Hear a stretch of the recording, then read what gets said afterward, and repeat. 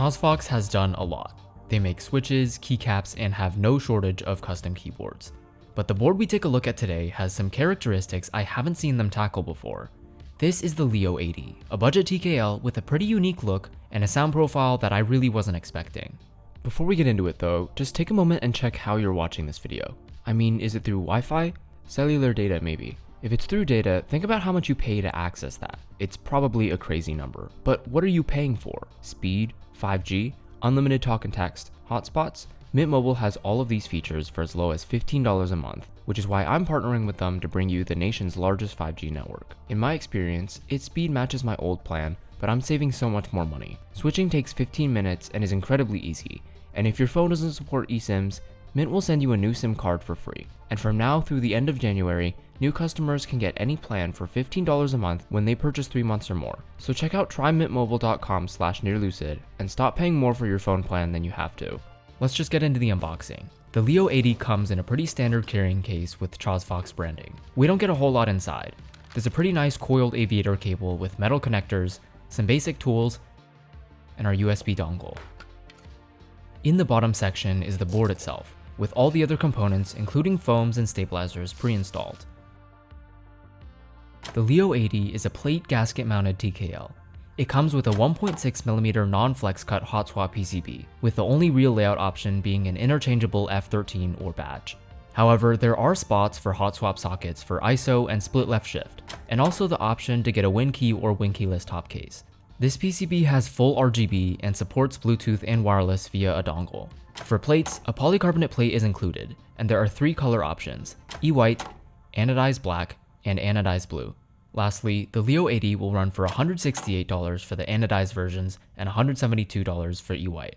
So this board comes ready to go with the plate, PCB, stabilizers, and foam already installed. But we're not going to use stock stabilizers, so I'm going to take this apart to tune them first. Inside, we can see we have 2 connectors on the PCB that go to the battery and data board separately. We also have 2 pieces of bottom case foam, which I'm going to remove for now. With the inner assembly out, there are still some standoffs to remove before I can access the stabilizers. Now I can remove the stabilizers and reinstall them after I've retuned them. I'm going to install the plate, which already has the gasket stuck on, and install stock SOTC switches. These are a pretty high-pitched linear. Now that the inner assembly is done, we can get to the case. I'll reinstall the bottom layer of case foam, connect the PCB to the daughter board and battery, and install the inner assembly. The interior is done, so I can reinstall the top case and screw the board together. Lastly, I'm going to top this board off with GMK Olivia. Let's take a listen.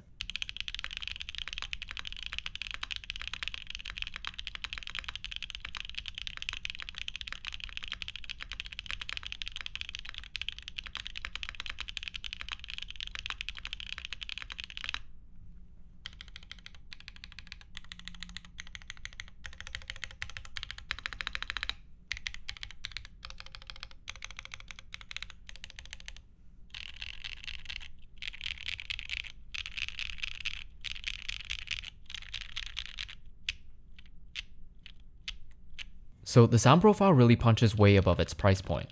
The volume is decent, just a tad quiet, and the overall sound is very high-pitched with a good amount of character. In terms of hollowness, there's an integrated force break mod, which you might have seen earlier during the build. You'd think this would take care of the hollowness, but the case still sounds very hollow when tapping on the top and bottom. Ultimately, my build doesn't really have any audible hollowness, but just be wary if you're going to use a switch that has a much lower pitch. I would also suggest using the bottom case foam like I did, as it doesn't intrude too much on the sound profile. The polycarbonate plate has a lot of small flex cuts, which I think contributes to the lower volume. SOTCs are known for being quite loud, so unless you're going for a quieter build, I would lean towards switches that are on the louder end, especially since this board doesn't have any other plate options. I'm very happy with the final sound profile, but I just wish there was more customizability in terms of the plate material. As for the feel, there's not really any flex, but the bounce is pretty significant. This is because the board uses both a PCB with no flex cuts and also very large and soft gaskets, so the gaskets account for most of this downward motion.